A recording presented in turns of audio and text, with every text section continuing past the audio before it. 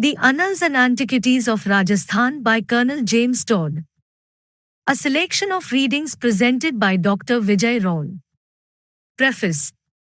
No one can undertake with a light heart the preparation of a new edition of Colonel Todd's great work, The Annals and Antiquities of Rajasthan. But the leading part which the Rajputs have taken in the Great War, the summoning of one of their princes to a seat at the imperial conference, the certainty that as the result of the present cataclysm they will be entitled to a larger share in the administration of India, have contributed to the desire that this classical account of their history and sociology should be presented in a shape adapted to the use of the modern scholar and student of Indian history and antiquities. W. Crook. History of Mewar. Chapter 1. Titles of Mewar chiefs, descent from the sun. These are styled Ranas, and are the elder branch of the Suryavanshi, or children of the sun.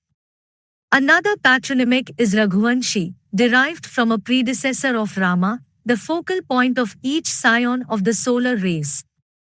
To him, the conqueror of Lanka, the genealogists endeavor to trace the solar lines.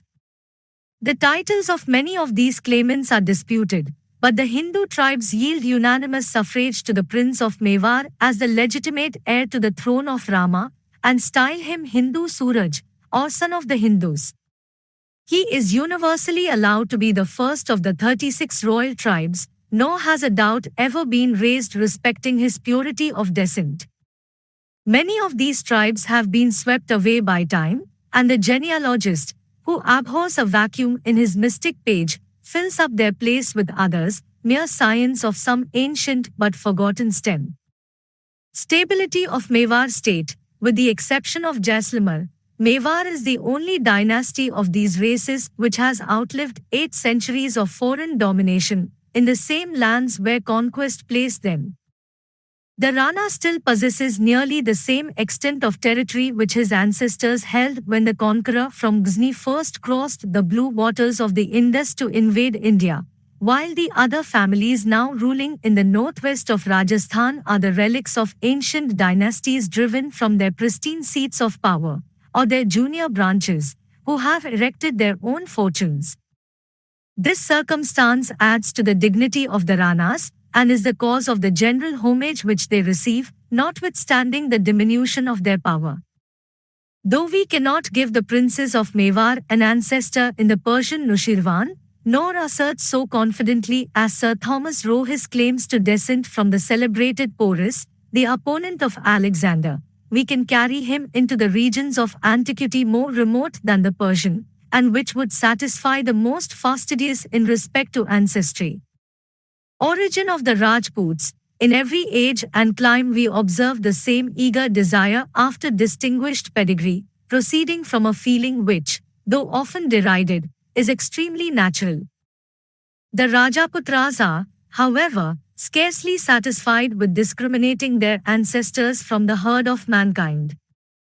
Some plume themselves on a celestial origin, whilst others are content to be demi-celestial, and those who cannot advance such lofty claims, rather than acknowledge the race to have originated in the ordinary course of nature, make their primeval parent of demoniac extraction. Accordingly, several of the dynasties who cannot obtain a niche amongst the children of the sun or moon, or trace their descent from some royal saint, are satisfied to be considered the offspring of some titan, Daitya. These puerilities are of modern fabrication. In cases where family documents have been lost, or emigration has severed branches from the parent stock, who, increasing in power, but ignorant of their birth, have had recourse to fable to supply the void. Various authors, borrowing from the same source, have assigned the seat of Porus to the Rana's family, and coincidence of name has been the cause of the family being alternately elevated and depressed. Thus the incidental circumstance of the word Ramnai being found in Ptolemy's geography, in countries bordering on Mewar, furnishes our ablest geographers with a reason for planting the family there in the 2nd century, while the commentators on the geography of the Arabian travelers of the 9th and 10th centuries discover sufficient evidence in the kingdom of Rahmi, always at war with the Balhara sovereign, to consider him. Notwithstanding Rahmi is expressly stated not to be much considered for his birth or the antiquity of his kingdom, as the Prince of Chitta, celebrated in both these points. The translator of the Periplus of the Erythraean Sea, following D'Anville, makes Ozine, Ujjain, the capital of Epirus, who sent an embassy to Augustus to regulate their commercial intercourse, and whom he asserts to be the ancestor of the Rana. But to show how guarded we should be in admitting verbal resemblance to decide such points, the title of Rana is of modern adoption, even so late as the 12th century, and was assumed in consequence of the victorious issue of a contest with the Parihara prince of Mandar, who bore the title of Rana, and who surrendered it with his life and capital to the Prince of Mewar. The latter substituted it for the more ancient appellation of Rawal, but it was not till the 13th century that the novel distinction was generally recognized by neighboring powers. Although we cannot for a moment admit the Rahmi, or even the Ramnai of Ozine, to be connected with this family, yet Ptolemy appears to have given the real ancestor in his Baleokoroi, the Balhara monarchs of the Arabian travelers, the Valbhirais of Saurashtra, who were the ancestors of the princes of Mewar. Before we proceed, it is necessary to specify the sources whence materials were obtained for the Annals of Mewar, and to give some idea of the character they merit as historical data. Sources of the history. For many years previous to sojourning at the court of Udaipur, sketches were obtained of the genealogy of the family from the rolls of the bards. To these was added a chronological sketch, drawn up under the eye of Raja Jai Singh of Amba, with comments of some value by him, and which served as a groundwork. Free access was also granted to the Rana's library, and permission obtained to make copies of such MSAs. As related to his history, the most important of these was the Kuman Resa, which is evidently a modern work founded upon ancient materials, tracing the genealogy to Rama, and halting at conspicuous beacons in this long line of crowned heads, particularly about the period of the Muhammadan eruption in the 10th century, the sack of Chitta by Alauddin in the 13th century, and the wars of Rana Pratap with Akbar, during whose reign the work appears to have been recast. The next in importance were the Rajvilas, in the Vraj Bhakha, by Man Kabeshwara, and the Rajratnakar, by Sudashayo Bhatt, both written in the reign of Rana Raj Singh, the opponent of Aurangzeb, also the Javilas, written in the reign of Jai Singh, son of Raj Singh. They all commence with the genealogies of the family, introductory to the military exploits of the princes whose names they bear. The Mamdevi Prasistha is a copy of the inscriptions in the temple of the Mother of the Gods at Kumbhalmel. Genealogical rolls of some antiquity were obtained from the widow of an ancient family bard who had left neither children nor kindred to follow his profession. Another roll was procured from a priest of the gens residing in Sandrai, in Marwar, whose ancestry had enjoyed from time immemorial the title of Guru, which they held at the period of the sack of Valbhipura in the 5th century, whence they emigrated simultaneously with the Rana's ancestors. Others were obtained from Jain priests at Javad in Malwa. Historical documents possessed by several chiefs were readily furnished, and extracts were made from works, both Sanskrit and Persian, which incidentally mention the family. To these were added traditions or biographical anecdotes furnished in conversation by the Rana, or men of intellect amongst his chiefs, ministers, or bards, and inscriptions calculated to reconcile dates. In short, every corroborating circumstance was treasured up which could be obtained by incessant research during 16 years. The commentaries of Babar and Jahangir, the institutes of Akbar, original grants, public and autograph letters of the emperors of Delhi and their ministers, were made to contribute more or less, yet, numerous as are the authorities cited, the result may afford but little gratification to the general reader, partly owing to the unpopularity of the subject, partly to the inartificial mode of treating it. Concussing, at least 10 genealogical lists, derived from the most opposite sources, agree in making Kankasen the founder of this dynasty, and assign his emigration from the most northern of the provinces of India to the peninsula of Saurashtra in AD 145. We shall, therefore, make this the point of outset, though it may be premised that Jai Singh, the royal historian and astronomer of Amba, connects the line with Sumitra, the 56th descendant from the deified Rama, who appears to have been the contemporary of Vikramaditya, BC 56. The country of which Ayodhya, now Oudh, was the capital, and Rama monarch, is termed, in the geographical writings of the Hindus, Kosala, doubtless from the mother of Rama, whose name was Kausalya. The first royal emigrant from the north is styled, in the Rana's archives, Kosalputra, son of Kosala. Titles of the chiefs, Rama had two sons, Lava and Kusha. From the former the Rana's family claimed descent.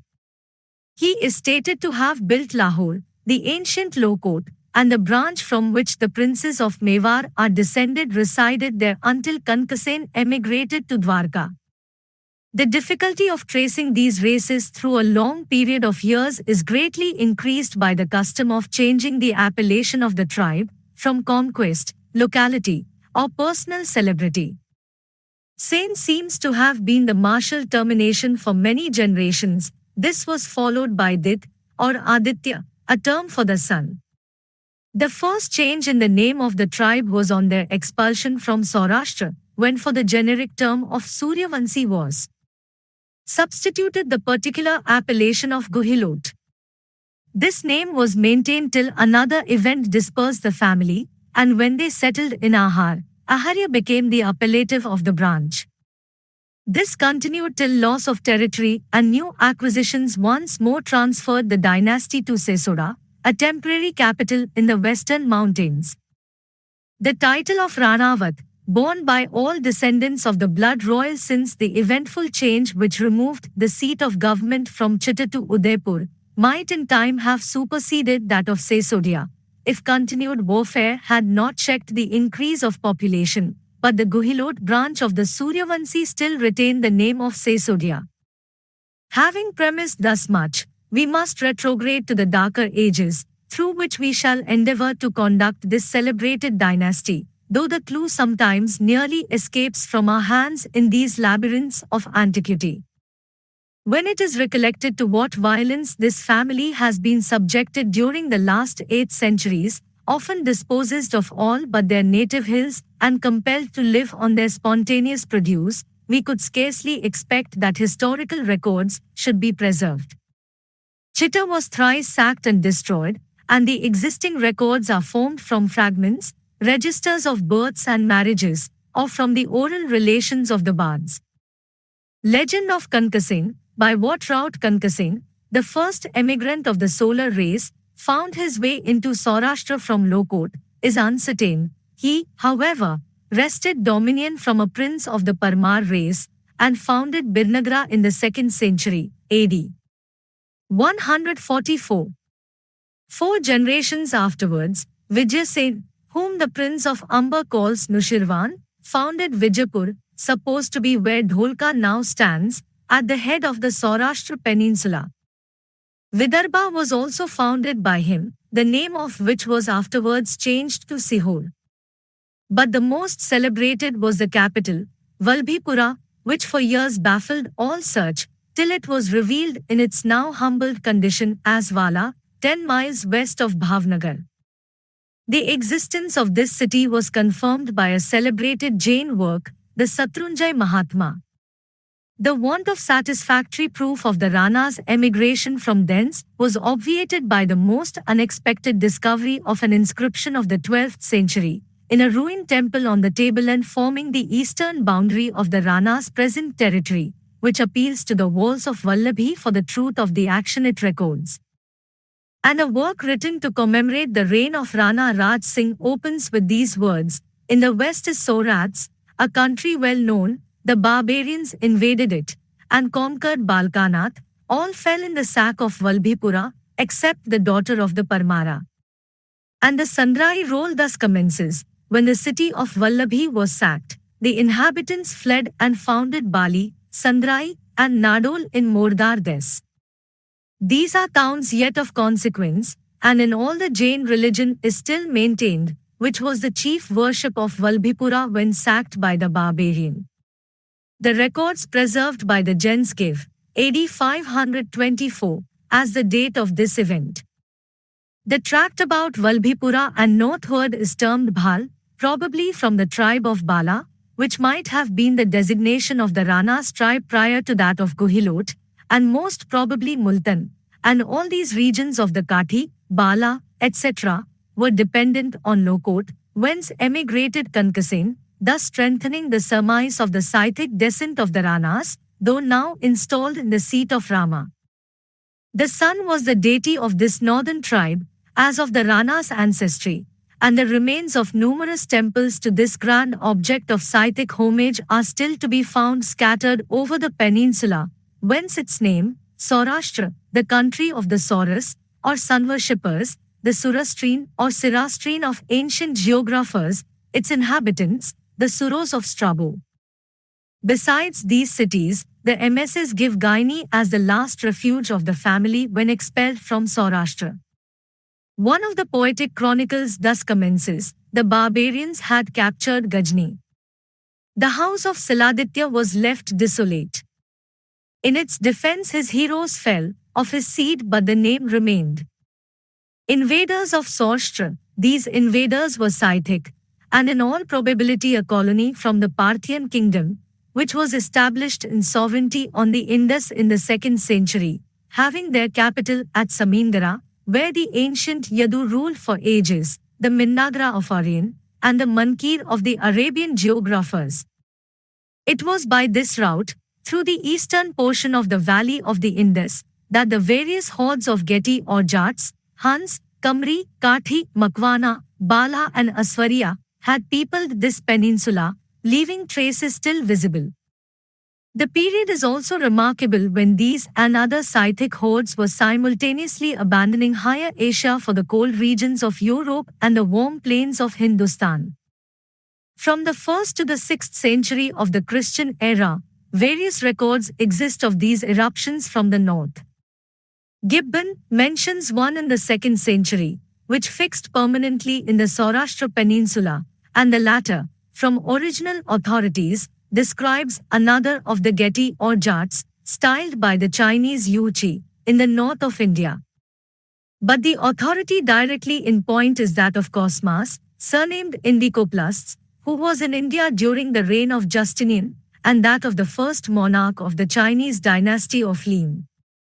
Cosmas had visited Kalyan, included in the Balhara kingdom, and he mentions the Ephthalites, or White Huns, under their king Golas, as being established on the Indus at the very period of the invasion of Valbhipura.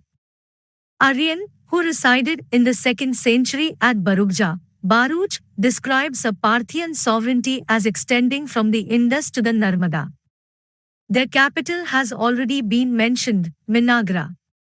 Whether these, the Aptalites of Cosmas, were the Parthian dynasty of Aryan, or whether the Parthians were supplanted by the Huns, we must remain in ignorance, but to one or the other we must attribute the sack of Valbhipura. The legend of this event affords scope for speculation, both as regards the conquerors and the conquered, and gives at least a color of truth to the reputed Persian ancestry of the Rana, a subject which will be distinctly considered.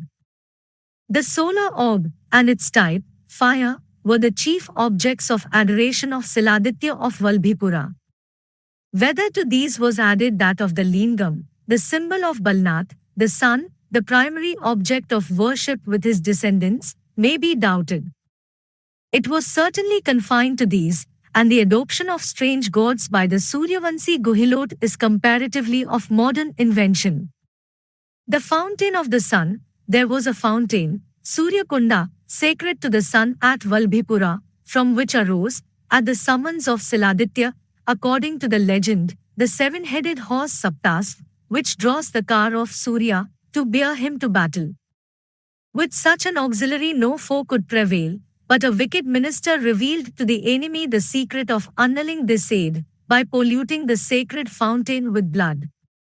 This accomplished, In vain did the prince call on Saptasva to save him from the strange and barbarous foe. The charm was broken, and with it sunk the dynasty of Vallabhi. Who the barbarian was that defiled with blood of the fountain of the sun? Whether Geti, Parthian, or who, we are left to conjecture. The Persian, though he venerated the bull, yet sacrificed him on the altar of Mithras, and though the ancient Gubre purifies with the urine of the cow, he will not refuse to eat beef, and the iniquity of Cambyses, who thrust his lance into the flank of the Egyptian Apis, is a proof that the bull was abstractedly no object of worship. It would be indulging a legitimate curiosity, could we by any means discover how these strange tribes obtained a footing amongst the Hindu races, for so late as 7 centuries ago we find Geti, Hans, Kathi, Aryaspas, the High, definitively settled, and enumerated amongst the Chatti Rajkula. How much earlier the admission, no authority states, but mention is made of several of them aiding in the defense of Chitta, on the first appearance of the faith of Islam upwards of 1100 years ago. The refugee queen of the prince's family, the Queen Pushpavati alone escaped the sack of Vallabhi, as well as the funeral pyre, upon which, on the death of Siladitya, his other wives were sacrificed. She was a daughter of the Parmar prince of Chandravati, and had visited the shrine of the Universal Mother, Amba Bhavani, in her native land, to deposit upon the altar of the goddess a votive offering consequent to her expectation of offspring. She was on her return, when the intelligence arrived which blasted all her future hopes, by depriving her of her lord, and robbing him, whom the goddess had just granted to her prayers, of a crown. Excessive grief closed her pilgrimage. Taking refuge in a cave in the mountains of Malia, she was delivered of a son. Having confided the infant to a Brahmani of Birnagar named Kamlavati, enjoining her to educate the young prince as a Brahmin, but to marry him to a Rajputni, she mounted the funeral pile to join her lord. Kamlavati, the daughter of the priest of the temple, was herself a mother, and she performed the tender offices of one to the orphan prince, whom she designated Goha, or cave-born. The child was a source of perpetual uneasiness to its protectors. He associated with Rajput children, killing birds, hunting wild animals, and at the age of 11 was totally unmanageable. To use the words of the legend, how should they hide the ray of the sun? The legend of Goha. At this period Idar was governed by a chief of the savage race of Bhil, his name Mandalika. The young Goha frequented the forests in company with the Bhils, whose habits better assimilated with his daring nature than those of the Brahmins. He became a favorite with the Vanputras, or children of the forest, who resigned to him Idar with its woods and mountains. The fact is mentioned by Abu al-Fazl, and is still repeated by the bards, with a characteristic version of the incident, of which doubtless there were many. The Bhils having determined in sport to elect a king, the choice fell on Goha, and one of the young savages, cutting his finger, applied the blood as the kaka of sovereignty to his forehead. What was done in sport was confirmed by the old forest chief. The sequel fixes on Goha the stain of ingratitude, for he slew his benefactor, and no motive is assigned in the legend for the deed. Goha's name became the patronymic of his descendants, who were styled Guhilot, classically Grahilot, in time softened to Gaylot. We know very little concerning these early princes, but that they dwelt in this mountainous region for 8 generations, when the Bhils, tired of a foreign rule, assailed Nagditya, the 8th prince, while hunting, and deprived him of life and Idar. The descendants of Kamlavati, the Birnagar Brahmani, who retained the office of priest in the family, were again the preservers of the line of Vallabhi. The infant Bappa, son of Nagditya, then only 3 years old, was conveyed to the fortress of Bhandar, where he was protected by a Bhil of Yadu descent. Thence he was removed for greater security to the wilds of Parsar. Within its impervious recesses rose the 3-peaked, Trikuta mountain, at whose base was the town of Nagindra, the abode of Brahmins, who performed the rites of the great god. In this retreat passed the early years of Bappa, wandering through these alpine valleys, amidst the groves of Baal and the shrines of the brazen calf. The most antique temples are to be seen in these spots, within the dark gorge of the mountain, or on its rugged summit, in the depths of the forest, and at the sources of streams, where sights of seclusion, beauty, and sublimity alternately exalt the mind's devotion. In these regions, the creative power appears to have been the earliest, and at one time the sole object of adoration, whose symbols, the serpentine phallus, lingam, and its companion, the bull, were held sacred even by the children of the forest. In these silent retreats, Mahadev continued to rule triumphant, and the most brilliant festivities of Udaipur were those where his rites are celebrated in the 9 days sacred to him, when the Jains and Vaishnavas mix with the most zealous of his votaries, but the strange gods from the plains of the Yamuna and Ganges have withdrawn a portion of the zeal of the Guhilats from their patron divinity Eklinga, whose divan, or vice-regent, is the Rana. The temple of Eklinga, situated in one of the narrow defiles leading to the capital, is an immense structure, though more sumptuous than elegant. It is built entirely of white marble, most elaborately carved and embellished, but lying in the rout of a bigoted foe, it has undergone many dilapidations. The brazen bull, placed under his own dome, facing the sanctuary of the phallus, is nearly of the natural size, in a recumbent posture. It is cast, hollow, of good shape, highly polished and without flaw, except where the hammer of the Tata had opened a passage in the hollow flank in search of treasure. The marriage of Bappa, tradition has preserved numerous details of Bappa's infancy, which resembles the adventures of every hero or founder of a race.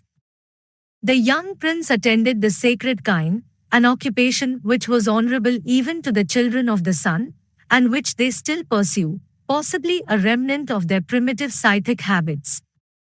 The pranks of the royal shepherd are the theme of many a tale. On the Jhal Jhulni, when swinging is the amusement of the youth of both sexes, the daughter of the Solanki chief of Nagda and the village maidens had gone to the groves to enjoy this festivity, but they were unprovided with ropes. Bappa happened to be at hand, and was called by the Rajput damsels to forward their sport. He promised to procure a rope if they would first have a game at marriage. One frolic was as good as another, and the scarf of the Solankini was united to the garment of Bappa, the whole of the village lasses joining hands with his as the connecting link, and thus they performed the mystical number of revolutions round an aged tree. This frolic caused his flight from Nagda, and originated his greatness, but at the same time burthened him with all these damsels, and hence a heterogeneous issue, whose descendants still ascribe their origin to the prank of Bappa round the old mango tree of Nagda. A suitable offer being shortly after made for the young Solankini's hand, the family priests of the bridegroom, whose duty it was, by his knowledge of palmistry, to investigate the fortunes of the bride, discovered that she was already married, intelligence which threw the family into the greatest consternation. Though Bappa's power over his brother shepherds was too strong to create any dread of disclosure as to his being the principal in this affair, yet was it too much to expect that a secret, in which no less than 600 of the daughters of Eve were concerned, could long remain such? Bappa's mode of swearing his companions to secrecy is preserved. Digging a small pit, and taking a pebble in his hand, "Swear," cried he, "secrecy and obedience to me in good and in evil, that you will reveal to me all that you hear, and failing, desire that the good deeds of your forefathers may, like this pebble, dropping it into the pit, fall into the washerman's well." They took the oath. The Solanki chief, however, heard that Bappa was the offender, who, receiving from his faithful scouts intimation of his danger, sought refuge in one of the retreats which abound in these mountains, and which in after times proved the preservation of his race. The companions of his flight were two Bhils, one of Undri, in the valley of the present capital, the other of Solanki descent, from Oghna Panarva, in the western wilds. Their names, Balio and Deva, have been handed down with Bappas, and the former had the honor of drawing the tika of sovereignty with his own blood on the forehead of the prince, on the occasion of his taking the crown from the Mauri. It is pleasing to trace, through a series of ages, the knowledge of a custom still honored in the observance. The descendants of Balio of Oghna and the Undri Bhil still claim the privilege of performing the tika on the inauguration of the descendants of Bappa. Oghna Panarva is the sole spot in India which enjoys a state of natural freedom. Attached to no state, having no foreign communications, living under its own patriarchal head, its chief, with the title of Rana, whom 1,000 hamlets scattered over the forest-crowned valleys obey, can, if requisite, appear at the head of 5,000 bows. He is a Bhumya Bhil of mixed blood, from the Solanki Rajput, on the old stock of pure, Ujla, Bhils, the autochthons, if such there be of any country, of Mewar. Besides making the tika of blood from an incision in the thumb, the Oghna chief takes the prince by the arm and seats him on the throne, while the Undri Bhil holds the salver of spices and sacred grains of rice used in making the tika. But the solemnity of being seated on the throne of Mewar is so expensive that many of these rites have fallen into disuse. Jagat Singh was the last prince whose coronation was conducted with the ancient magnificence of this princely house. It cost the sum of 90 lakhs of rupees, nearly one entire year's revenue of the state in the days of its prosperity, and which, taking into consideration the comparative value of money, would amount to upwards of 4 million sterling. To resume the narrative, though the flight of Bappa and its cause are perfectly natural, we have another episode, when the bard assuming a higher strain has recourse to celestial machinery for the denouement of this simple incident, but an illustrious race must always be crowned with its proper mythology. Bappa, who was the founder of a line of 100 kings, feared as a monarch, adored as more than mortal, and, according to the legend, still living, Charanjiva, deserves to have the source of his preeminent fortune disclosed, which, in Mewar, it was sacrilege to doubt. While he pastured the sacred kine in the valleys of Nagindra, the princely shepherd was suspected of appropriating the milk of a favorite cow to his own use. He was distrusted and watched, and although indignant, the youth admitted that they had reason to suspect him, from the habitual dryness of the brown cow when she entered the pens at even. He watched, and traced her to a narrow dell, when he beheld the udder spontaneously pouring its stores amidst the shrubs. Under a thicket of cane a hermit was reposing in a state of abstraction, from which the impetuosity of the shepherd soon roused him. The mystery was revealed in the phallic symbol of the great god, which daily received the lactal shower, and raised such doubts of the veracity of Bappa. No eye had hitherto penetrated into this natural sanctuary of the rites of the Hindu creator, except the sages and hermits of ancient days, of whom this was the celebrated Harita, whom this bounteous cow also fed. Bappa related to the sage all he knew of himself, received his blessing, and retired, but he went daily to visit him, to wash his feet, carry milk to him, and gather such wild flowers as were acceptable offerings to the deity.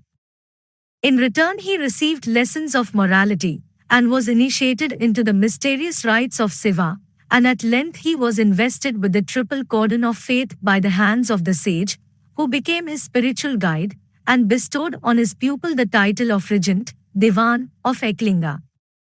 Bappa had proofs that his attentions to the saint and his devotions to Eklinga were acceptable, by a visit from his consort, the lion-born goddess.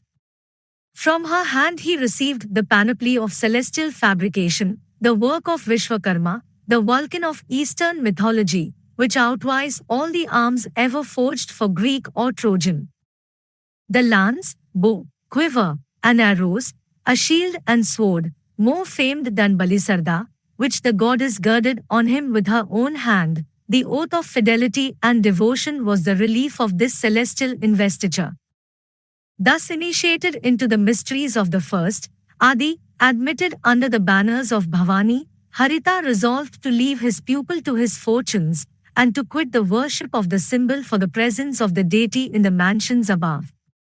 He informed Bappa of his design, and commanded him to be at the sacred spot early on the following morn, but Bappa showed his materiality by oversleeping himself, and on reaching the spot the sage had already made some progress in his car, borne by the Apsaras, or celestial messengers.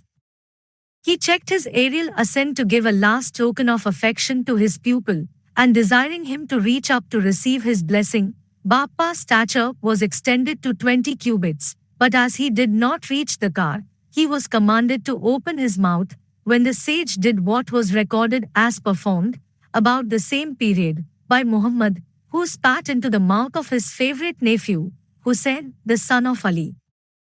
Bappa showed his disgust and aversion by blinking, and the projected blessing fell on his foot, by which squeamishness he obtained only invulnerability by weapons instead of immortality. The saint was soon lost in the cerulean space. Thus marked as the favorite of heaven, and having learned from his mother that he was nephew to the Mauri prince of Chitta, he disdained a shepherd's slothful life, and with some companions from these wilds quitted his retreat, and for the first time emerged into the plains.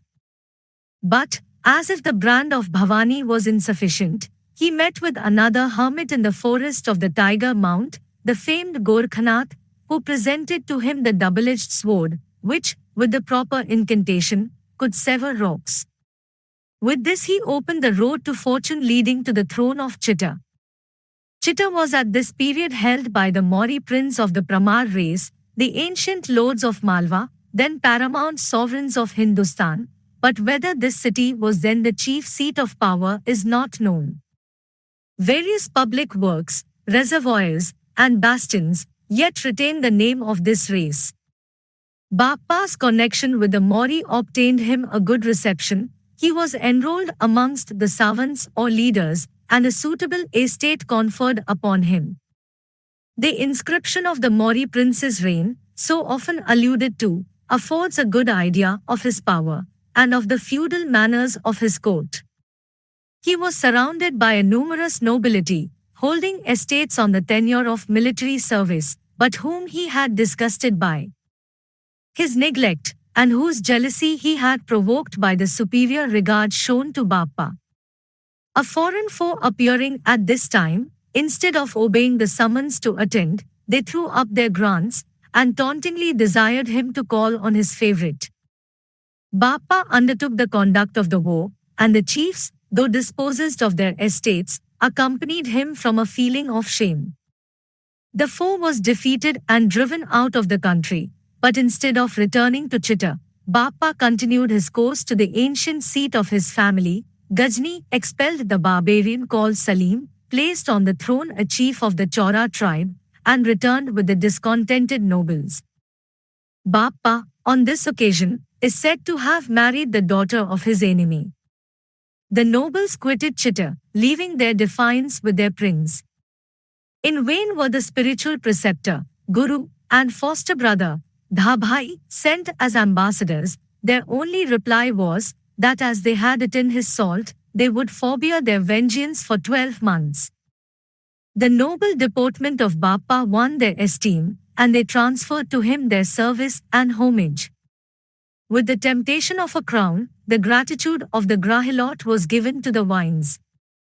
On return they assaulted and carried Chitta, and, in the words of the chronicle, Bappa took Chitta from the Mauri and became himself the More, crown, of the land. He obtained by universal consent the title of Son of the Hindus, Hindua Suraj, Preceptor of Princes, Raj Guru, and Universal Lord, Chakravartin.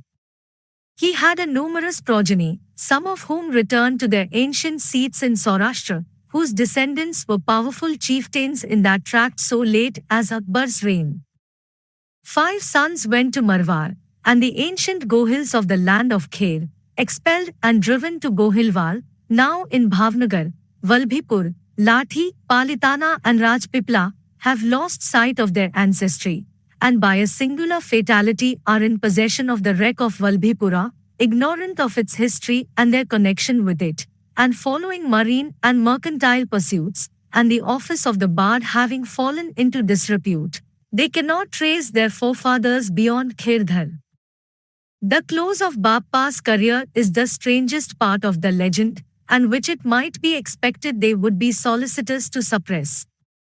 Advanced in years, he abandoned his children and his country, carried his arms west to Khorasan, and there established himself, and married new wives from among the barbarians, by whom he had a numerous offspring. Bappa had reached the patriarchal age of 100 when he died. An old volume of historical anecdotes, belonging to the chief of Delwara, states that he became an ascetic at the foot of Meru, where he was buried alive after having overcome all the kings of the West, as in Ispahan, Kandahar, Kashmir, Iraq, Iran, Turan, and Kafiristan, all of whose daughters he married, and by whom he had 130 sons, called the Naushahra Pathans.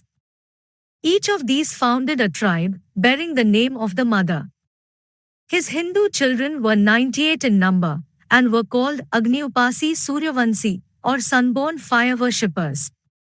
The chronicles also record that, in like manner as did the subjects of the Bactrian king Menander, though from a different motive, the subjects of Bappa quarreled for the disposal of his remains. The Hindu wished the fire to consume them, the barbarian to commit them to earth, but on raising the pall while the dispute was raging, innumerable flowers of the lotus were found in the place of the remains of mortality. These were conveyed and planted in the lake. This is precisely what is related of the end of the Persian Nushirvan. The question of dates, having thus briefly sketched the history of the founder of the Guhilot dynasty in Mewar, we must now endeavor to establish the epoch of this important event in its annals. Although Bappa Rawal was 9 generations after the sack of Valbhipura, the domestic annals give AD 135 for his birth, which the bards implicitly following have vitiated the whole chronology. An important inscription in a character little known establishes the fact of the Maurya dynasty being in possession of Chitta AD 714. Now the annals of the Rana's house expressly state Bappa Rawal to be the nephew of the Maurya prince of Chitta, that at the age of 15 he was enrolled amongst the chieftains of his uncle, and that the vassals, before alluded to, in revenge for the resumption of their grants by the Maurya, dethroned him and elevated as their sovereign the youthful Bappa. Notwithstanding this apparently irreconcilable anachronism, the family traditions accord with the inscription, except in date. Amidst such contradictions, the development of the truth seemed impossible. Another valuable inscription of AD 968, though giving the genealogy from Bappa to Sakti Kumar and corroborating that from Chitta, and which furnished convincing evidence, was not sanctioned by the prince or his chroniclers, who would admit nothing as valid that militated against their established era for the birth of their founder. After 6 years' residence and unremitting search amid ruins, archives, inscriptions, traditions, and whatever could throw light upon this point, the author quitted Udaipur with all these doubts in his mind, for Saurashtra, to prosecute his inquiries in the pristine abodes of the race. Then it was that he was rewarded, beyond his most sanguine expectations, by the discovery of an inscription which reconciled these conflicting authorities and removed every difficulty. This marble, found in the celebrated temple of Somnath, made mention of a distinct era, viz. the Vallabhi Samvat, as being used in Saurashtra, which era was 375 years subsequent to Vikramaditya. On the sack of Vallabhi, 30,000 families abandoned this city of 100 temples, and led by their priests found a retreat for themselves and their faith in Modads, Marwar, where they erected the towns of Sandrai and Bali, in which latter we recognize the name of the city whence they were expelled. The religion of Vallabhi, and consequently of the colonists, was the Jain, and it was by a priest descended from the survivors of this catastrophe, and still with their descendants inhabiting those towns, that these most important documents were furnished to the author. The Sandrai roll assigns the year 305, Vallabhi era, for the destruction of Vallabhi. Another, also from Jain authority, gives 205, and as there were but 9 princes from Vijayasen, the founder, to its fall, we can readily believe the first a numerical error. Therefore 205 plus 375 equals 580 Vikram, AD 524, for the invasion of Saurashtra by the barbarians from the north and sack of Valbhipura. Now if from the date of the Mauri tablet, we deduct 580, there remains 190, justifying the pertinacity with which the chroniclers of Mewar adhered to the date given in their annals for the birth of Bappa, viz.